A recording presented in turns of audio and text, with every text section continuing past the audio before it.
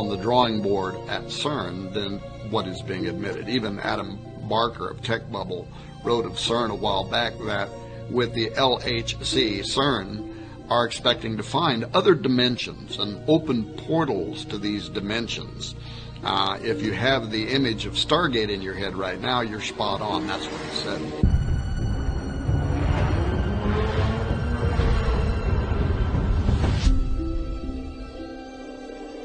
And then he went on to draw parallels to the biblical story of Jacob's ladder. Perhaps you remember the dream that says, "Behold, there was a ladder set up on the earth, and the top of it reached to heaven. And behold, the angels of God were ascending and descending on it." Then Jacob wakes up from his sleep and he says, "Surely the Lord is in this place, and I did not know it." And he was afraid. And he says, "How awesome is this place? This is none other than the house of God, and this is the gate of heaven." Genesis 28. Now this ladder, described in the first book of the Bible, describes something like a portal from heaven to earth through which God's angels, interdimensional and spiritual beings from another reality, were traveling. When Jacob wakes up, he refers to the location as a gate, much like today's trendy terms gateway or Stargate. One of CERN's goals is to recreate Jacob's ladder, according to Barker, and to reopen a portal.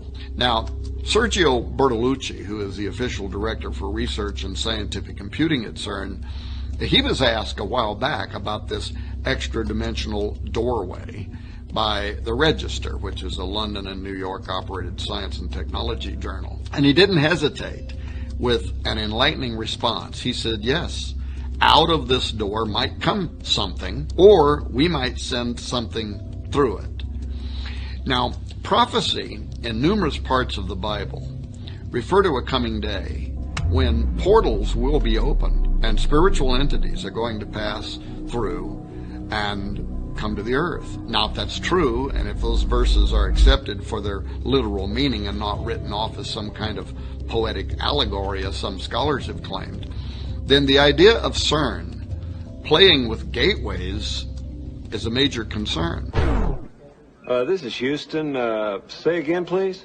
And if, as CERN claims, they're only out to explore space-time, matter, particles, and the origin of our known universe and planets from exclusively a scientific or Darwinian-related perspective, if their agenda is unrelated to Bible prophecy entirely, then what is it with all this mystical symbolism that they knowingly are associating themselves with? Wouldn't it be more appropriate for them just to proudly display a polished statue of a particle or some artist depiction of the Big Bang instead of the statue of Shiva? For those who have not yet heard about this controversial piece of art that CERN proudly exhibits between buildings 39 and 40 near the main building of their operation, it stands as really the most visible and celebrated imagery behind their work, Shiva. This is the Hindu god of destruction.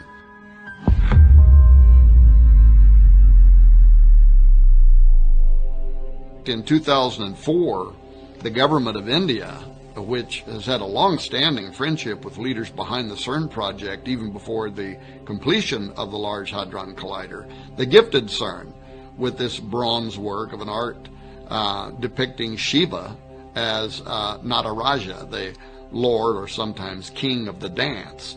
This dance that Shiva performs in the sculpture is the one that provides the source of the creation cycle in Hindu mythology, the preservation of all life in existence and the termination of all life in existence. The Rudra Tandava is a dance that especially displays Shiva's sadistic personality as he rains down the ultimate destruction upon a weary planet.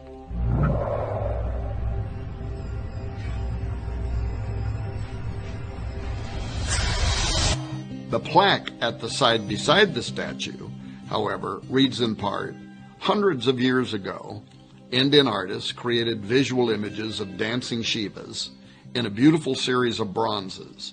In our time, physicists have used the most advanced technology to portray the patterns of the cosmic dance.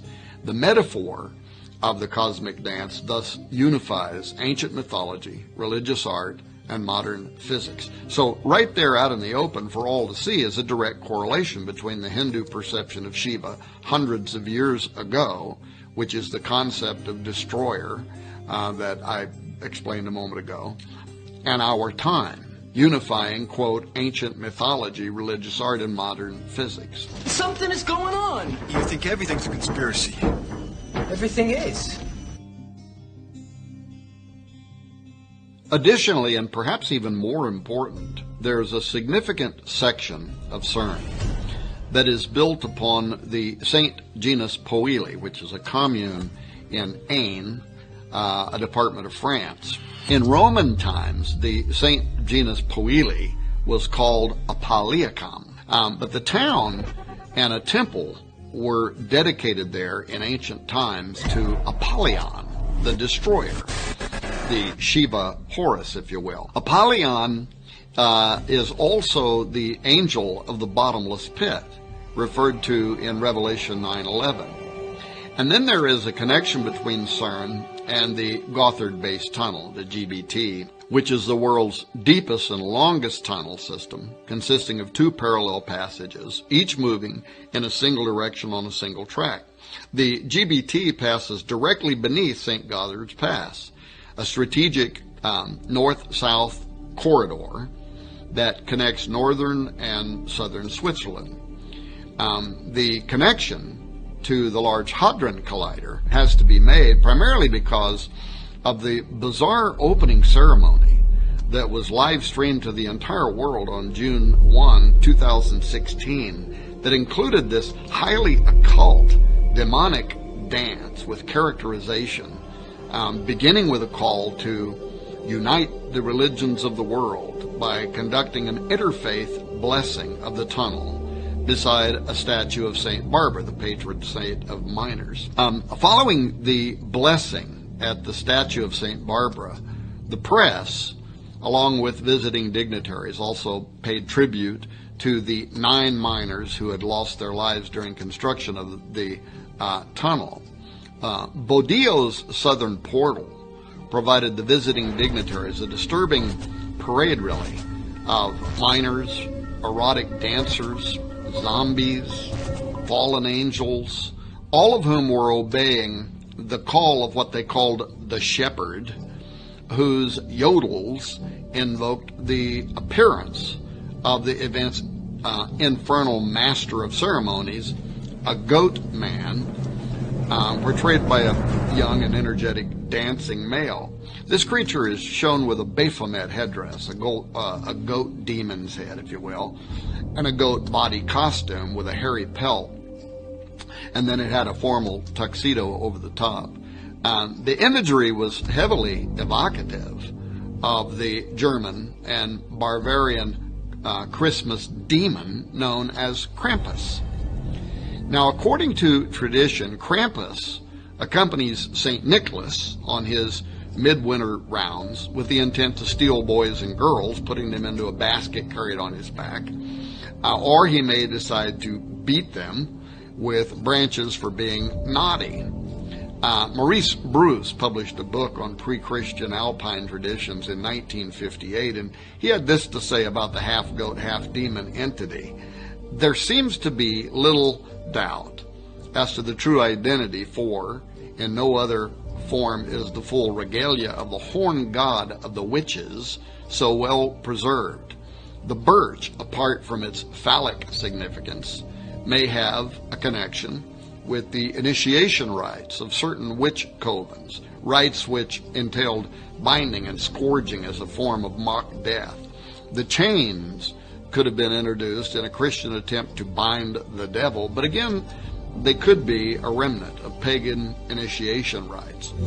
Many show the goat man in formal dress and a tuxedo-style cutaway formal coat and trousers, but with his usual horned goat face and always with his tongue extended. Now, this tongue out pose seems to be popular with ancient gods, whether they're Mayan, Hindu, Babylonian, Egyptian, Greek, or even British. For some reason, the coat of arms from the Prince of Wales supports both a lion and a unicorn with their tongues extended, for instance. More than likely, this tongue position represents sex magic, fornicating with fallen angels. The ancient symbol of the horned god, referenced by Maureen Bruce in the quote that I made a moment ago, it allows us to connect our goat demon from the opening ceremony at the GBT to CERN. Despite the fact that the Large Hadron Collider sits 3 to 4 hours down a twisty road from the location, the horn god's circular logic and passion for human depravity, Hernunos, as is sometimes called, or Cernunos, or the Green Man of British lore, simply had to make an appearance at this occult ceremony. Josh Peck and I and many other researchers have written extensively regarding the in-game plans for tunneling beneath the earth and smashing atoms to smithereens as nothing more than a thinly veiled attempt to open portals. But the opening ceremony at Gotthard made it clear that these portals are intended to do something else, and that is to release demonic entities. The twin tunnels of the Gotthard base tunnel commence with twin portals on a single track. These northward and southward journeys symbolize the death cycle of the Green Man, who dies in the fall and winter and rises in the spring summer. The tunnel ceremony was all about sex rights and rebirth, leading to a new world order that's a complete reversal of the Judeo-Christian design.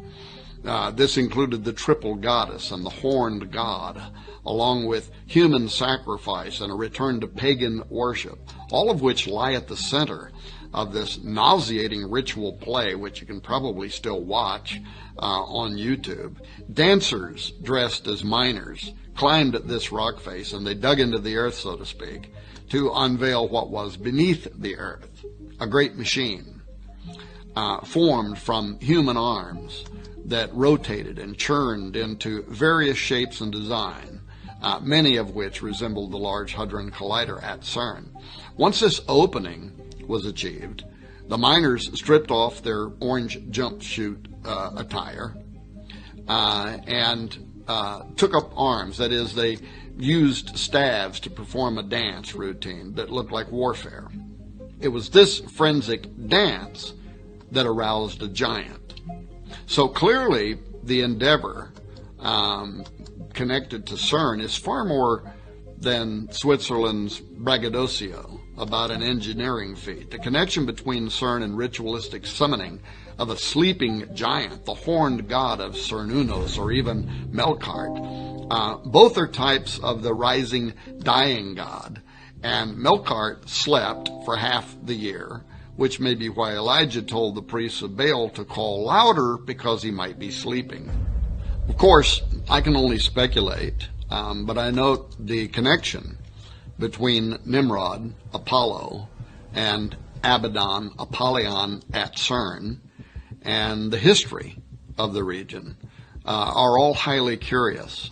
Apollo was worshipped by the Romans of that area, as well as the Greeks and in central France. Apollo was equated with the Celtic god Atep Omerus. These two characters were combined to create Apollo Atep Omerus, which can be translated as great horseman or possessing a great horse.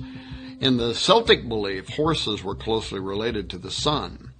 The interesting thing to note is the connection between this idea of Apollo being associated with horses in France, where part of the LHC and CERN resides, and what the book of Revelation states about Abaddon, where it says, "And the shapes of the locusts were like unto horses prepared unto battle, and on their heads were as it were crowns like gold, and their faces were as the faces of men, and they had a king over them, which is the angel of the bottomless pit, whose name in the Hebrew tongue is Abaddon, but in the Greek tongue hath his name Apollyon. End quote. I also note that Revelation chapter 9, after describing how these devil worshippers will be judged during the Great Tribulation period, it ends in verse 21 saying, neither repented they of their murders, nor of their sorceries, which is the Greek pharmakia, nor of their fornication, nor of their thefts. Now, pharmakia is the word that describes the ancient occultic effort to use mind-expanding drugs during rituals in order to open a doorway for making contact with unseen supernatural entities. So, given these descriptions, is it possible that CERN will have something to do with the opening of the bottomless pit described in Revelation 9?